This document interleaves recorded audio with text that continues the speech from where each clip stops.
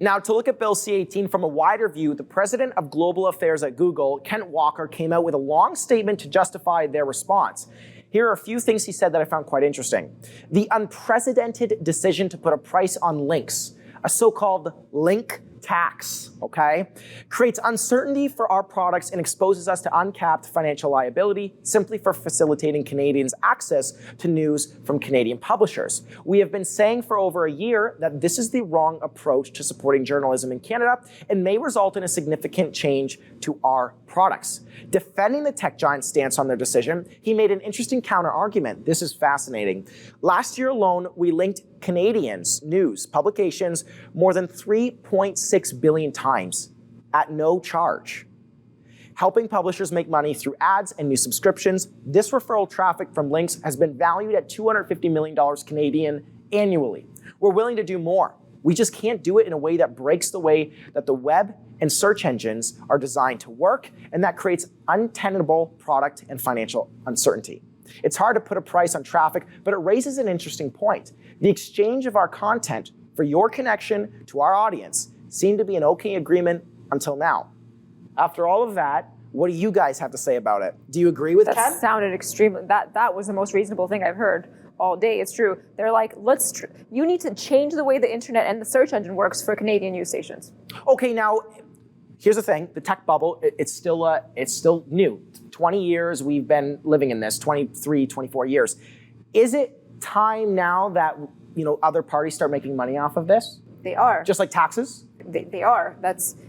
Is that an okay thing though? We weren't paying for $250 million worth of services, and we were getting traffic sent to these websites, and now we're not getting anything. So interesting. Yeah, we all get access to the news like right in our feeds for free. We were actually just talking off camera about how expensive cable and some of these things are.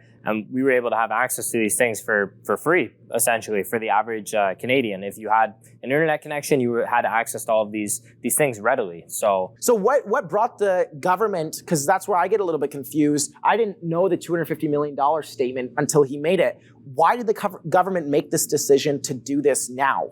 There has to be underlying issues that we're not seeing or speaking of here. A government doesn't set a law or anything in place if it doesn't want to do something that is besides what they're showing. Interesting. So you think there's underlying motivation? There has to be. Carolina, do you agree? Yeah, I don't think it's like big conspiracy theory, but I definitely think there should be like a root issue as to why they're trying to generate more money for it. I mean, it does seem like they are trying to kind of fund the media or for it to have a basis.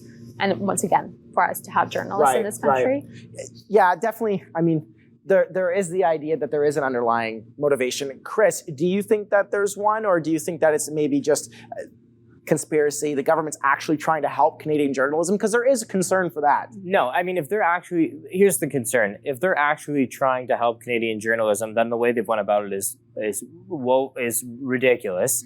And so that's why you have to say, okay, as the government this incompetent at creating a deal structure like this, or is there another agenda here? Now, here's my rebuttals to that. Australia had the same issue occur about a year or two ago.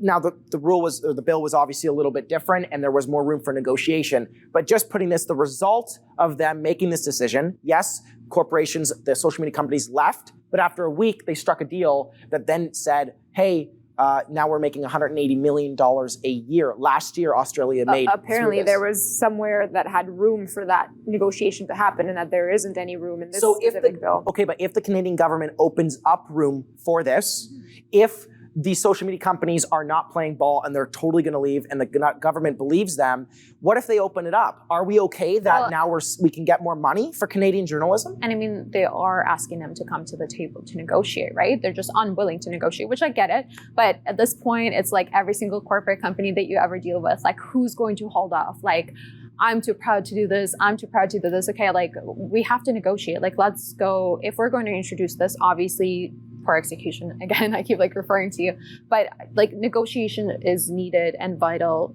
You know, there's a question we're not asking here. We're saying to bring in money to Canadian journalism, but to who? Are Canadian journalists going to be making this money, or the corporation that is housing the journalists? And how are those funds distributed? We're not even looking at that. That's something we should probably be asking, no?